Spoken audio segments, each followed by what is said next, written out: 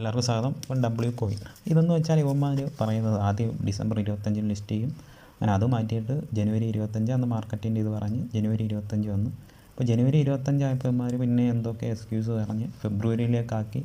ഫെബ്രുവരി വന്നിട്ട് പിന്നെ മാർച്ചിലൊരു വിവരമില്ല. ഫെബ്രുവരി കഴിഞ്ഞതിന് ശേഷം അവർ മാർക്കറ്റിൻ്റെ കണ്ടീഷനാണെന്ന് പറഞ്ഞ് പിന്നെ മാർച്ചിലൊന്നും ലിസ്റ്റേ ആക്കിയില്ല. അന്നൊന്നും പറഞ്ഞു തന്നു. എന്നിട്ട് മാർച്ച് എന്ന ഒരു ദിവസം വന്നിട്ട് പറഞ്ഞ് എന്നിട്ടും ഒരു മാസം വീണ്ടും ഗ്യാപ്പ് ഇട്ടിട്ട് ഏപ്രിൽ 29 ലിസ്റ്റിങ്. അതായത് ഇന്ന് ഏപ്രിൽ 18 ഇനി ഒരു 10 ദിവസമേ ഉള്ളൂ.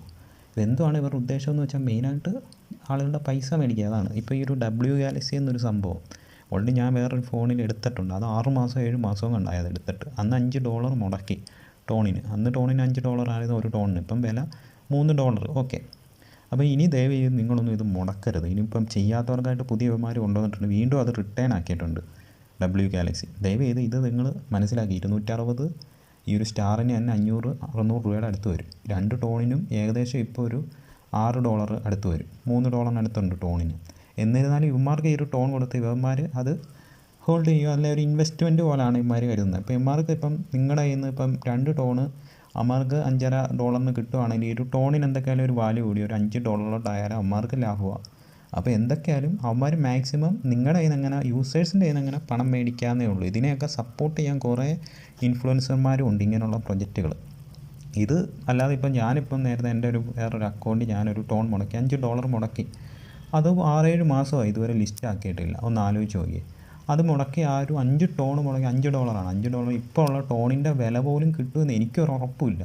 ഇപ്പോൾ ടോണിന് $3. ആ ഒരു ടോണിൻ്റെ ഒരു ടോണിൻ്റെ ആ ഇട്ട കാശ് കിട്ടുമെന്ന് പോലും എനിക്ക് ഉറപ്പില്ല ഈ ഒരു പ്രൊജക്റ്റ്. ഞാൻ ഇട്ടു, കഷ്ടകാലത്തിന് ഇട്ടു. അത് കഴിഞ്ഞ വർഷം മറ്റേ വേറൊരു അക്കൗണ്ടിൽ ഇട്ടു. ഇപ്പോൾ ഇവന്മാർ തള്ളി ഇപ്പോൾ ഈ ഒരു മാസം Q2 ആയി. Q1 കഴിഞ്ഞു, Q2 ആയി.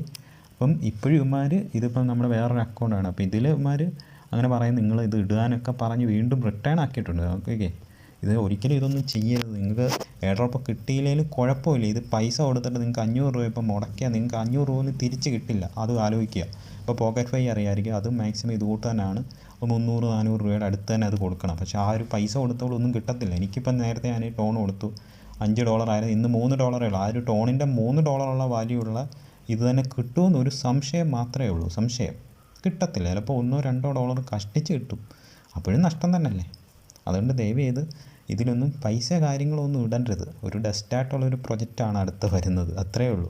ദയവ് ചെയ്ത് ഇവർ പലതും നിങ്ങളിൽ നിന്ന് മാക്സിമം പൈസ മേടിക്കാൻ മാത്രമേ നോക്കുള്ളൂ.